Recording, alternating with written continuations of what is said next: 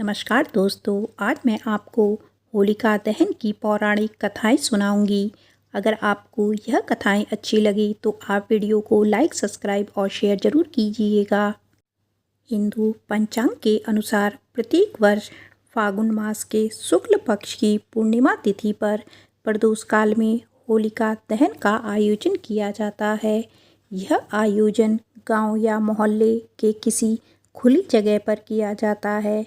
खास लकड़ियों से तैयार की गई चिता पर गोबर से बने होलिका और भक्त प्रहलाद की स्थापित किया जाता है, जिसे गुलारी या बड़गुल्ला के नाम से जाना जाता है। इसके बाद होलिका दहन के शुभ मुहूर्त में होलिका के पास गोबर से बनी ढाल भी रखी जाती है और 5 मालाएं जौ, मौली, फूल, गुलाब, ढाल और गोबर से बने खिलौनों से बनाई जाती है।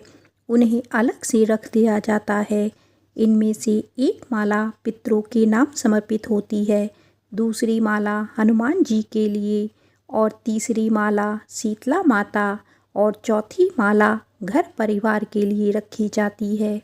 हिंदू कैलेंडर के अनुसार वर्ष के अंतिम माह फागुन माह पूर्णिमा को होलिका दहन होता है। धार्मिक मान्यताओं के अनुसार होलिका दहन पर्व को बुराई पर हुई अच्छाई की जीत के रूप में धूमधाम से मनाया जाता है। पुराणों में होलिका दहन के संदर्भ में नारायण भक्त प्रहलाद की कथा को वर्णित किया गया है, जिसमें बताया गया है कि कैसे अत्याचारी राजा हिरण्यकश्यपु ने पुत्र की हत्या के लिए षड्यंत्र रचा था, जो भगवान नारायण की कृपा से सफल नहीं हो पाया। भारत के विभिन्न हिस्सों में होलिका दहन की छोटी होली और होलिका दीपक के नाम से भी जाना जाता है। साथ ही इस पर्व के आध्यात्मिक और वैज्ञानिक कारण दोनों छुपे हुए हैं। होलिका की पौराणिक कथाएं घटनाओं से जुड़ी हुई हैं।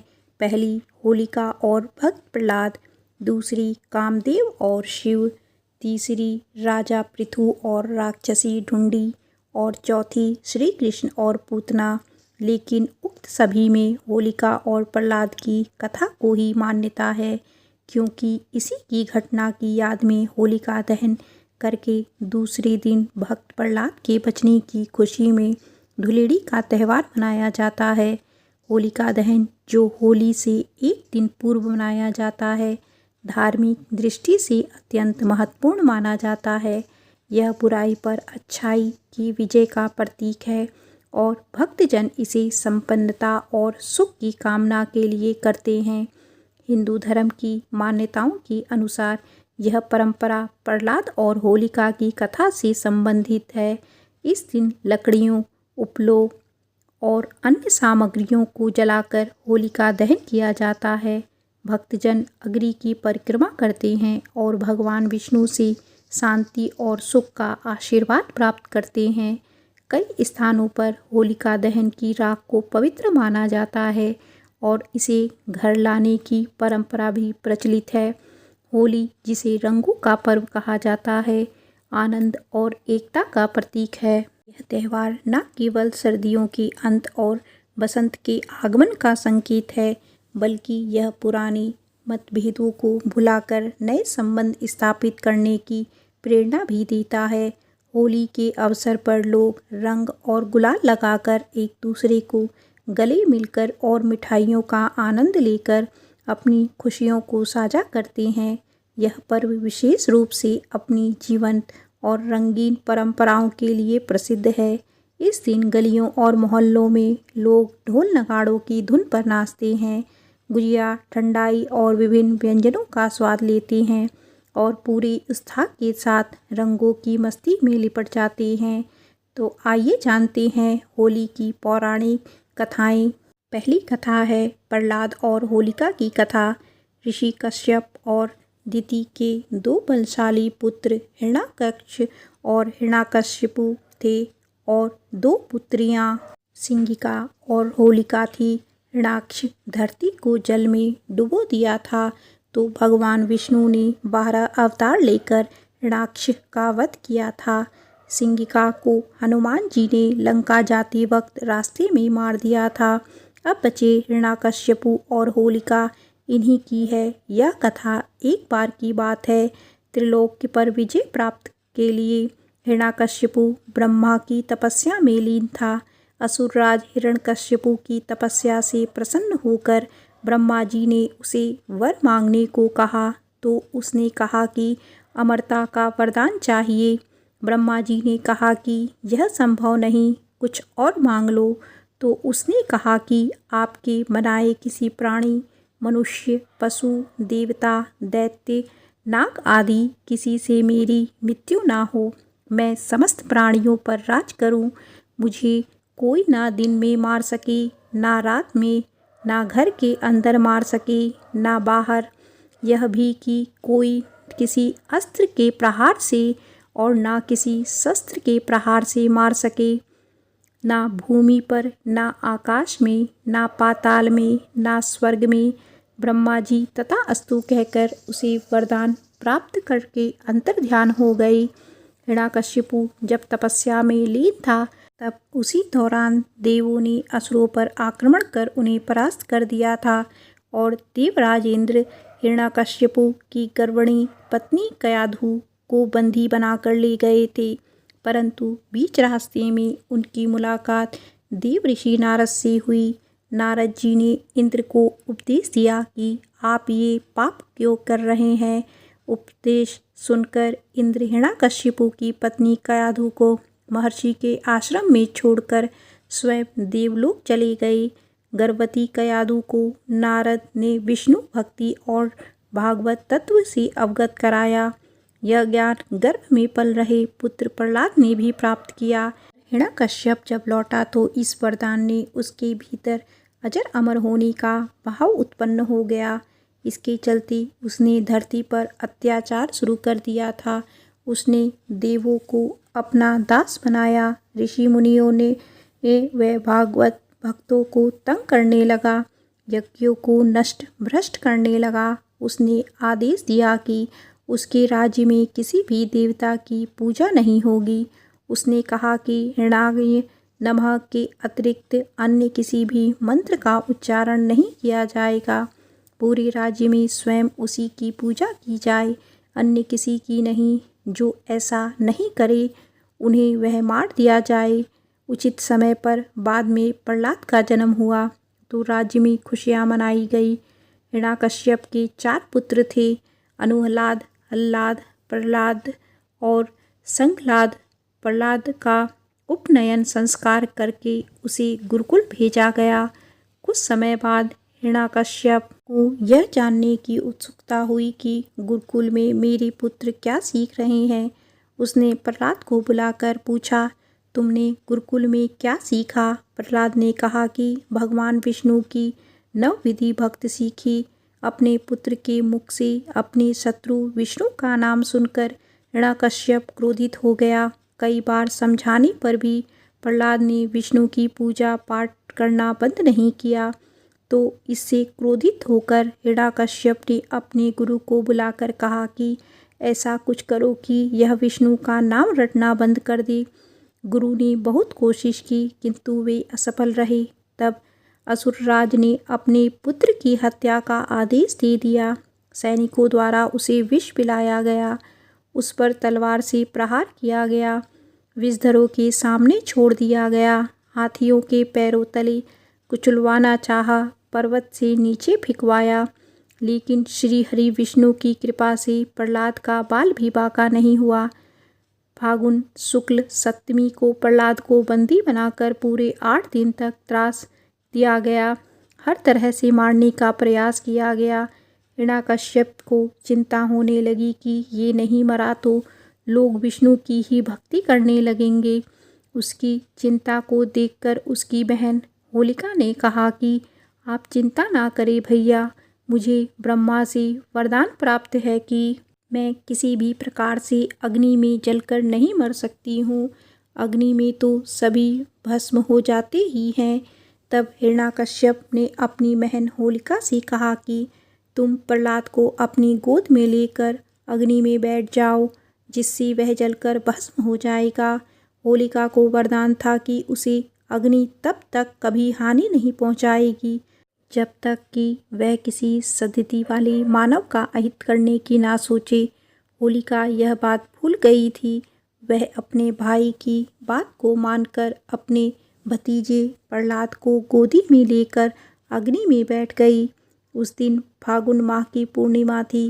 सद्गति वाले प्रहलाद का अहित करने के प्रयास में होलिका तो स्वयं जलकर भस्म हो गई और प्रहलाद श्री हरि विष्णु का नाम जपते हुए अग्नि से बाहर आ गए। यह देखकर तो हिरण्याकश्यप और भी ज़्यादा क्रोधित और चिंतित हो गया। इस घटना के बाद हिरण्याकश्यप ने प्रहलाद को एक खंभे से बांध दिया। फिर भरी सभा में प्रहलाद से पूछा, किसके बलबूते पर तू मेरी आज्ञा के विरुद्ध कार्य करता है? प्रहलाद ने कहा, आप अपना असुर स्वभाव छोड़ दें।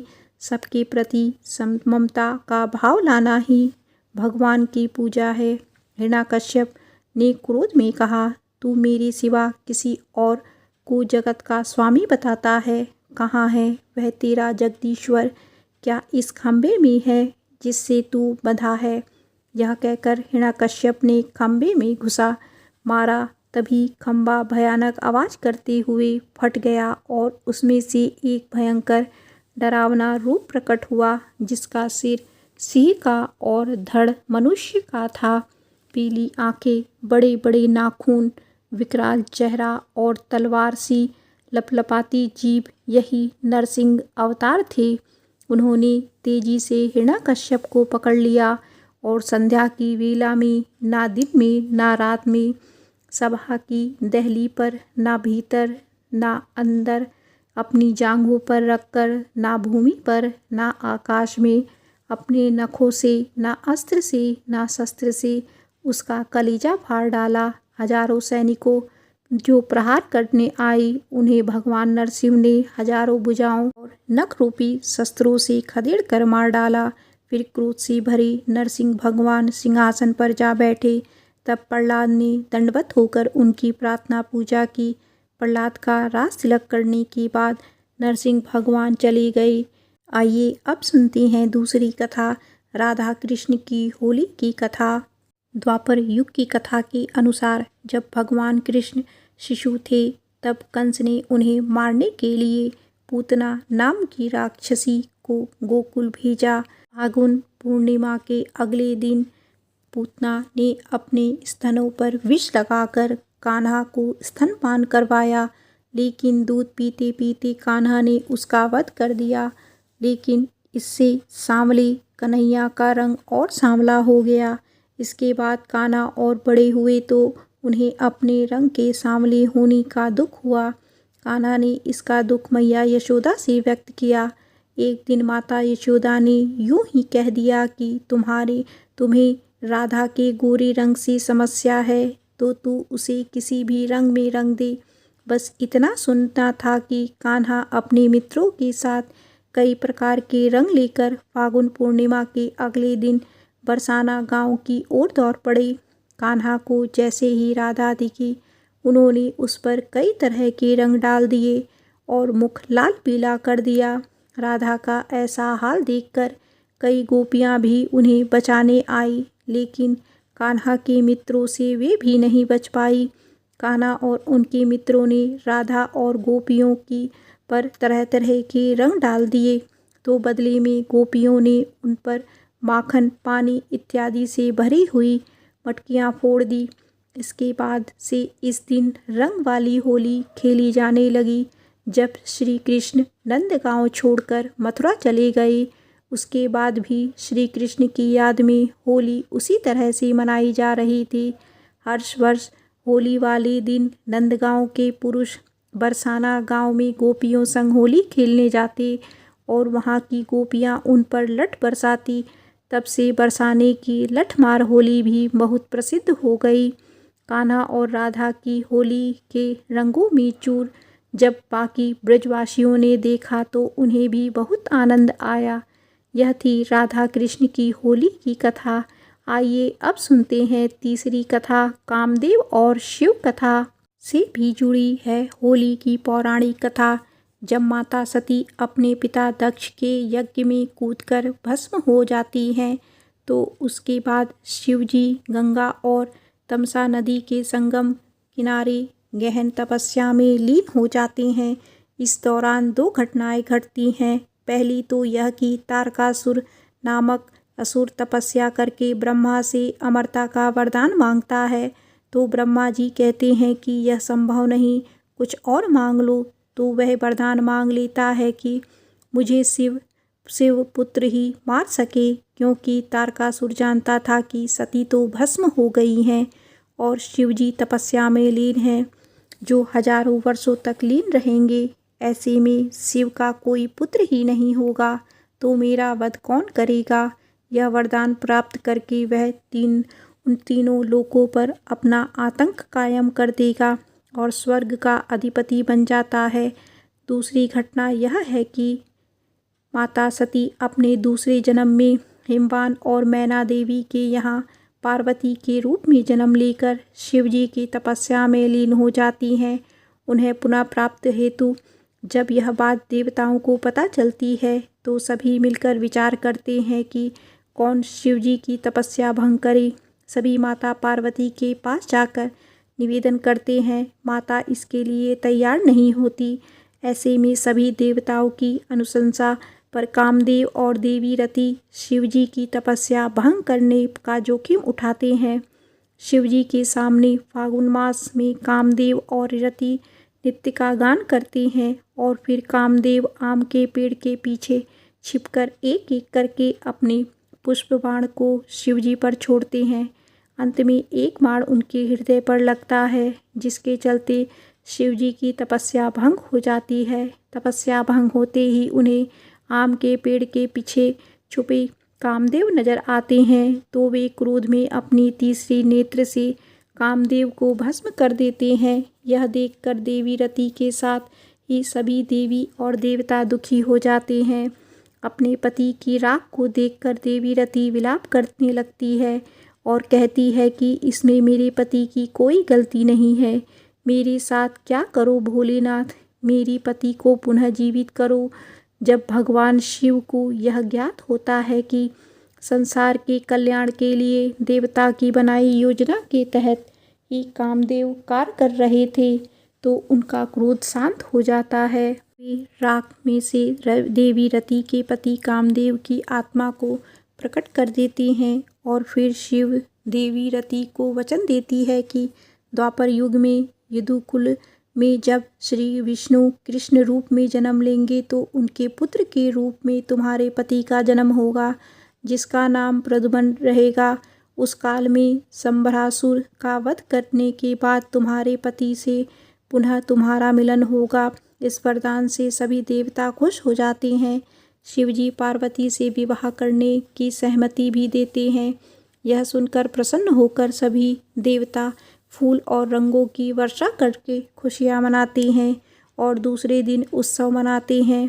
अब ये थी कामदेव और शिव की कथा। आइए सुनते हैं चौथी कथा, कंस और पूतना वध की। उसने मथुरा के राजा वासुदेव से उनका राज्य छीनकर अपने अधीन कर लिया। स्वयं शासक बनकर अत्याचार करने लगा। एक भविष्यवाणी द्वारा उसे पता चला कि वासुदेव और देवकी का 8वां पुत्र उसके विनाश का कारण होगा। यह जानकर कंस व्याकुल हो उठा और उसने वसुदेव और देवकी को कारागार में डाल दिया। कारागार में जन्म लेने वाली देवकी के 7 पुत्रों को कंस ने मौत के घाट उतार दिया। 8वें पुत्र के रूप में कृष्ण का जन्म हुआ और उसके प्रताप से कारागार के द्वार खुल गए। वसुदेव रातों रात कृष्ण को गोकुल में नंद और यशोदा के घर पर रखकर उनकी नवजात कन्या को अपने साथ ले आए। कंस ने जब इस कन्या को मारना चाहा तो वह अदृश्य हो गई और आकाशवाणी हुई कि कंस को मारने वाले तो गोकुल में जन्म ले चुका है। कंस यह सुनकर डर गया और उसने उस दिन गोकुल में जन्म लेने वाले हर शिशु की हत्या कर देने की योजना बनाई। इसके लिए उसने अपने अधीन काम करने वाली पूतना नामक राक्षसी का सहारा लिया। वह सुंदर रूप बना सकती थी और महिलाओं को आसानी से घुल मिल जाती थी। उसका कार्य स्तनपान के बहाने शिशुओं को विष कराना था। अनेक शिशु उसका शिकार हुए, लेकिन कृष्ण उसकी सच्चाई को समझ गए और उन्होंने पूतना का वध कर दिया। यह फागुन पूर्णिमा का दिन था, अतः पूतना की खुशी में होली मनाई जाने लगी। आइए अब सुनते हैं राक्षसी ढूंढी के अंत की कथा। इसी तरह की एक कहानी रघुवंश के राजा रघु से जुड़ी हुई है। उनके राज्य में ढूंढी नाम का एक राक्षसी था, जिसे भगवान शिव से वरदान मिला था। ढूंढी ने घमंड में आकर पागलों और बच्चों से बचाव का वरदान नहीं मांगा था। उसने भोलेनाथ से यह वरदान मांगा कि उसको देवता, दैत्य और शस्त्रों से कोई हानि ना पहुँचे। ऐसी बातें सुनकर भगवान शिव तथास्तु कहकर वहाँ से अंतर्ध्यान हो गई। अब ढूंढी ने उत्पात मचाना शुरू किया। राक्षसी के प्रकोप से परेशान लोग राजा रघु के पास गए तो उन्होंने राक्षसी से मुक्ति पाने के लिए वशिष्ठ मुनि से मदद मांगी। श्री वशिष्ठ को वरदान की बात पता थी। तब उन्होंने कहा कि खेलते हुए बच्चों का शोरगुल या हुड़दंग ही उसकी मृत्यु का कारण बनेगा। उसकी सलाह मानकर फाल्गुन पूर्णिमा के दिन सभी बच्चे एकत्रित होकर नाचने गाने का कार्यक्रम शुरू किया। फाल्गुन शुक्ल पूर्णिमा को राज्य भर बच्चों को एकत्रित करके गोबर के कंडे का ढेर तैयार कराया गया। साथ में वहाँ पर सूखे पत्ते, पेड़ों की सूखी टहनियों से एक विशाल ढेर बनाया गया। इसी के आसपास एकत्रित होकर बच्चों ने हुड़दंग मचाना शुरू किया। इस दौरान बच्चों का झुंड देखकर राक्षसी वहां पहुंची और गांव के लोगों द्वारा बनाए गए ढेर में छुप गई। तभी मंत्र से अग्नि जला दी गई और राक्षसी उसमें राख बन गई। होलिका दहन के दिन जो गोबर के कंडे की माला बनाई जाती है, उन्हें ढूंढेरी या गुलरिया भी कहा जाता है। बच्चों ने अगले दिन इसकी राख उड़ाकर होली खेली और तब से इस पर्व का नाम होली ही हो गया। इस कहानी से हमें यह शिक्षा मिलती है कि सच्चाई और भक्ति की हमेशा जीत होती है।